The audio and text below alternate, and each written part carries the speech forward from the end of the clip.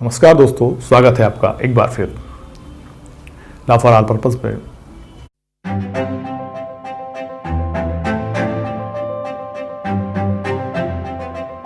Section 98 है अपहत स्त्रियों को वापस करने के लिए विवश करने की शक्ति। अपहत स्त्रियों को वापस करने के लिए विवश करने की शक्ति। इस सेक्शन के अंतर्गत जैसा कि इसकी परिभाषा से समझ में आ रहा है कि अपहत जो स्त्रियां हैं इनको अपहत कर लिया गया है, अपहरण कर लिया गया है, वापस करने के लिए विवश करने की शक्ति सेक्शन 98 में है। किसी स्त्री या 18 वर्ष से कम आयु की किसी बालिका के किसी विधि विरुद्ध प्रयोजन के लिए अपहत किए जाने या विधि विरुद्ध निरुद्ध रखे जाने का शपथ पर परिवाद किए जाने की दशा में जिला मजिस्ट्रेट, उपखंड मजिस्ट्रेट या प्रथम वर्ग मजिस्ट्रेट यह आदेश कर सकता है कि उस स्त्री को तुरंत स्वतंत्र किया जाए या वह बालिका उसके पति, माता पिता, संरक्षक या अन्य व्यक्ति को जो उस बालिका का विधिपूर्ण साधक है तुरंत वापस कर दी जाए, और ऐसे आदेश का अनुपालन ऐसे बल के प्रयोग द्वारा जैसा आवश्यक हो करा सकता है। सेक्शन 98 के अंतर्गत हमने जो भी डेफिनेशन देखी उस डेफिनेशन से समझ में आ रहा है कि किसी स्त्री को, जो बालिका जो 18 वर्ष से कम आयु की है या कोई महिला है जिसको विधिवत तरीके से या अपहत कर लिया गया है, तो इसमें परिवाद जो शपथ के साथ किया जाएगा, और शपथ के साथ परिवाद आपके जिला न्यायालय, उपखंड मजिस्ट्रेट या जुडिशियल मजिस्ट्रेट फर्स्ट क्लास के पास किया गया है, तो वो आदेशित कर सकते हैं और ऐसा बल फोर्स का उपयोग करके उस महिला को वहाँ से छुड़ा सकते हैं और परिरुद्ध से मुक्त करा सकते हैं। खुद के ऐसा आदेश किया जाएगा कि वो उस महिला को तुरंत स्वतंत्र कर दिया जाए, उसके पति, माता पिता या संरक्षक को वो वापस लौटा दी जाए, है ना। और ऐसा आदेश का अनुपालन ऐसे बल के प्रयोग द्वारा भी जैसा आवश्यक हो करा सकता है।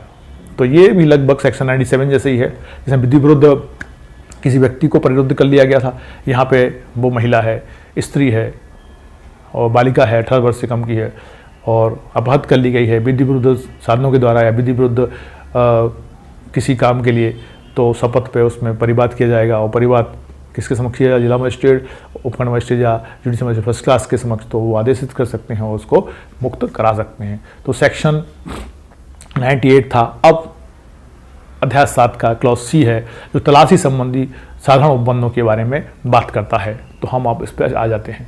सेक्शन 99 तलाशी वारंटों का निर्देशन आदि। धारा 38, 70, 72, 74, 77, 78 और 79 के उपबंध जो अभी हमने देखे, जहाँ तक हो सकें उन सब तलाशी वारंटों को लागू होंगे जो धारा 93, धारा 94, धारा 95, धारा 97 के अधीन किए जाते हैं। मतलब ये सारे के सारे जो क्लॉज है, उपबंध हैं, वे सब कहाँ होंगे लागू? तलाशी वारंटों को लागू होंगे। जो सेक्शन 94 हो, चाहे 93 हो, चाहे 95, 97 के अधीन हो, उस पर ये सब लागू होंगे। तलाशी वारंटों का निर्देशन इनके अंतर्गत हो जाएगा। सेक्शन 100 की बात हो रही है। बंद स्थान के भार साधक व्यक्ति तलाशी लेने देंगे। सेक्शन 100 बंद स्थान के भार साधक, मतलब जो भार साधक हैं या जिनके पास उनका जो बंद स्थान है, उनके जो भार साधक हैं, मतलब जिन पे ऊपर भार है, उनकी सुरक्षा करनी है, व्यवस्था करनी है, उसमें कोई कुछ प्रवेश नहीं कर पाए, तो ऐसे जो बंद स्थान के भार साधक हैं व्यक्ति तलाशी लेने देंगे। मतलब वो जब तलाशी वारंट लेके कोई जाएगा तो उनको तलाशी लेने देंगे। उसके बारे में प्रावधान सेक्शन 100 में किया गया है। तो सेक्शन 100 क्या कहता है वो देखते हैं। क्लॉज 1 जब कभी इस अध्याय के अधीन तलाशी लिए जाने या निरीक्षण किए जाने वाला कोई स्थान बंद है, तब उस स्थान में निवास करने वाला या उसका भार साधक व्यक्ति उस अधिकारी या अन्य व्यक्ति की जो वारंट का निष्पादन कर रहा है मांग पर और वारंट के पेश किए जाने पर उसे उसमें अबाध प्रवेश करने देगा और वहां तलाशी लेने के लिए उचित सुविधाएं देगा। मतलब तलाशी वारंट लेके कोई गया और भार साधक व्यक्ति है जो उस बंद स्थान का है, जो उसका रखरखाव करता है और उसको वो वारंट दिखाता है, उसकी अपेक्षा पे वारंट दिखाता है, तो वो भार साधक अधिकारी जो उस बंद स्थान का है वो उस तलाशी वारंट वाले व्यक्ति को तलाशी लेने के लिए सारी उचित सुविधाएं उपलब्ध कराएगा। सेक्शन 100 का क्लॉज 1। क्लॉज 2 कहता है यदि उस स्थान में उस प्रकार प्रवेश नहीं हो सकता है तो वह अधिकारी या अन्य व्यक्ति जो वारंट का निष्पादन कर रहा है धारा 47 की उपधारा 2 द्वारा उपबंध रीति से कार्रवाई कर सकता है। सेक्शन 47 में जो कार्रवाई बताई गई है कि वो उसमें कैसे प्रवेश करेगा, जरूरत पड़ जाए तो दरवाजा भी तोड़ के जा सकता है, खिड़की तोड़ के जा सकता है, दीवार तोड़ के जा सकता है, या उसको आवश्यकता उसमें जैसे वो सामान्य रूप से प्रवेश नहीं कर सकता तो उसके किसी भी तरह से प्रवेश करने के लिए जो प्रोसेस सेक्शन 47 में दे रखी हैं उनका उपयोग करके वो उसमें प्रवेश करेगा। तो सेक्शन 100 का क्लॉज 2 हुआ। सेक्शन क्लॉज 100 का क्लॉज 3, जहाँ किसी ऐसे व्यक्ति के बारे में जो ऐसे स्थान में या उसके आसपास है उचित रूप से संदेह किया जाता है कि वह अपने शरीर पर कोई ऐसी वस्तु छिपाए हुए है जिसके लिए तलाशी ली जानी चाहिए, तो उस व्यक्ति की तलाशी ली जा सकती है। और यदि वह व्यक्ति स्त्री है तो तलाशी शिष्टता का पूर्ण ध्यान रखते हुए अन्य स्त्री द्वारा ली जाएगी। जहाँ किसी ऐसे व्यक्ति के बारे में जो ऐसे स्थान में, मतलब उस स्थान में प्रवेश कर गए हैं, उसमें तलाशी ले रहे हैं और उसमें कोई व्यक्ति ऐसा है जिसके शरीर में कोई ऐसी चीज़ छुपा रखी है जिसकी तलाशी लेना आवश्यक है, तो उसकी तलाशी ली जाएगी। और मान लो वो स्त्री है तो उस स्त्री की शिष्टता का ध्यान रखते हुए तलाशी ली जाएगी और वो भी अन्य स्त्री के द्वारा उसकी तलाशी ली जाएगी। सेक्शन 100 का क्लॉज 3। 100 का क्लॉज 5, इस अध्याय के अधीन तलाशी लेने के पूर्व ऐसा अधिकारी या अन्य व्यक्ति जब तलाशी लेने ही वाला हो, तलाशी में हाजिर रहने और उसके साक्षी बनने के लिए उस मोहल्ले के जिसमें तलाशी लिए जाने वाला स्थान है 2 या अधिक स्वतंत्र और प्रतिष्ठित निवासियों को, या यदि उक्त मोहल्ले का ऐसा कोई निवासी नहीं मिलता या उस तलाशी का साक्षी होने के लिए रजामंद नहीं है, तो किसी अन्य मोहल्ले के ऐसे निवासियों को बुलाएगा और उनको या उनमें से किसी को ऐसा करने के लिए लिखित आदेश जारी कर सकता है। मतलब तलाशी लेंगे तो अकेले में तलाशी नहीं लेंगे, साक्षी के रूप में उस मोहल्ले के 2 प्रतिष्ठित लोगों को, कम से कम 2 प्रतिष्ठित लोगों को बुलाया जाएगा। और यदि वो तैयार नहीं होते हैं तो किसी अन्य मोहल्ले के 2 प्रतिष्ठित व्यक्तियों को बुलाया जाएगा जो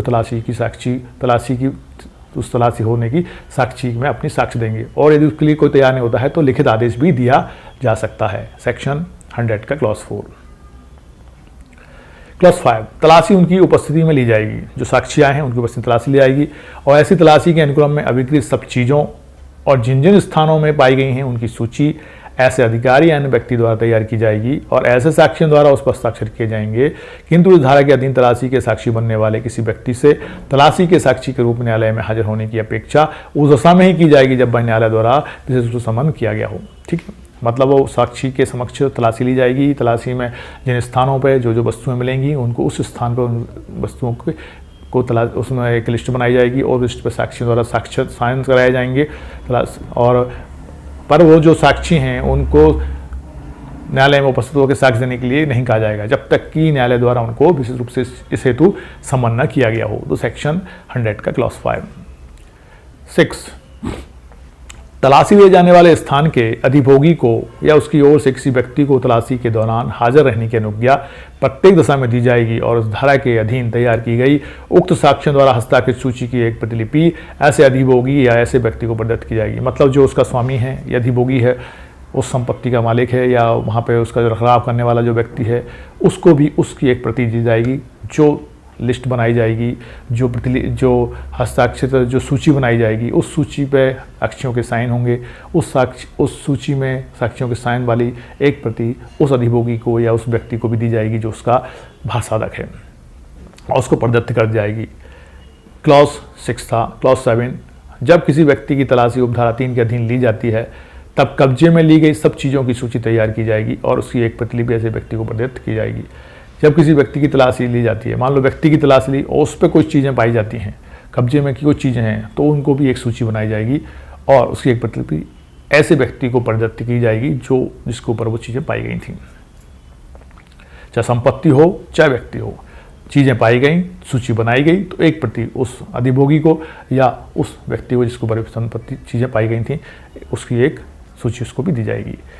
क्लॉज 8 100 का, कोई व्यक्ति जो इस धारा के अधीन तलाशी में हाजिर रहने और साक्षी बनने के लिए ऐसे लिखित आदेश द्वारा जो उसे प्रदत्त या निवेदित किया गया है, बुलाए जाने पर ऐसा करने से उचित कारण के बिना इनकार या उसमें उपेक्षा करेगा, उसके बारे में यह समझा जाएगा कि उसने भारतीय दंड संहिता 1860 की 45 की धारा 137 के अधीन अपराध किया है। मतलब आदेशित किया है किसी व्यक्ति को साक्षी बनने के लिए और आदेश लिखित में है और आदेश का वो पालन नहीं करता, बिना किसी प्रतिहेतु के और उपेक्षा करता है उसकी, तो ऐसे व्यक्ति को भारतीय दंड संहिता की धारा 187 के अंतर्गत लोक सेवक का आदेश न मानने के आधार पर उसको अपराधी माना जाएगा और उसको दंडित किया जा सकता है। मतलब लोक सेवक द्वारा किए गए काम में बाधा उत्पन्न करना। तो ये था सेक्शन 100 जो बताता है तलाशी कैसे ली जाएगी। अब आता है सेक्शन 101, अधिकारिता के परे तलाशी में पाई गई चीज़ों का बयान। जब तलाशी वारंट को, बयान मतलब होता है डिस्पोज ऑफ, हाँ, जब तलाशी वारंट को किसी ऐसे स्थान में निष्पादित करने में जो उस न्यायालय की जिसने उसे जारी किया है स्थानीय अधिकारता से परे है, उन चीज़ों में से जिनके लिए तलाशी ली गई है कोई चीज़ें पाई जाएं, तब वे चीज़ें इसमें इसके पश्चात निर्दिष्ट उपबंधों के अधीन तैयार की गई उनकी सूची के सहित उस न्यायालय के समक्ष जिसने वारंट जारी किया था तुरंत ले जाएंगी। किंतु यदि वह स्थान ऐसे न्यायालय की अपेक्षा उस मजिस्ट्रेट के अधिक समीप है जो वहाँ अधिकारता रखता है, तो सूची और चीज़ें उस मजिस्ट्रेट के समक्ष तुरंत ले जाई जाएंगी और जब तक तत्प्रतिकूल अच्छा कारण ना हो वह मजिस्ट्रेट उन्हें ऐसे न्यायालय के पास ले जाने के लिए प्राधित करने का आदेश देगा।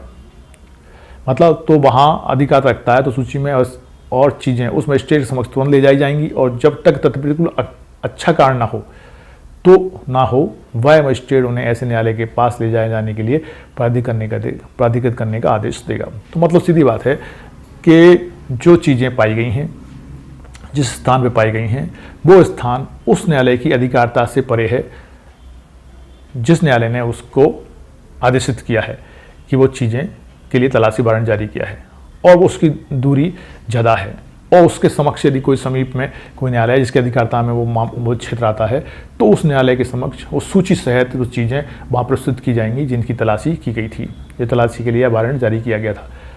और यदि कोई विशेष कारण नहीं है तो वो तुरंत कहाँ उस न्यायालय के समक्ष भेजे जाएंगे, वो न्यायालय उस न्यायालय के समक्ष भेजेगा जिसने कि उसके लिए वारंट जारी किया था, तलाशी वारंट जारी किया था।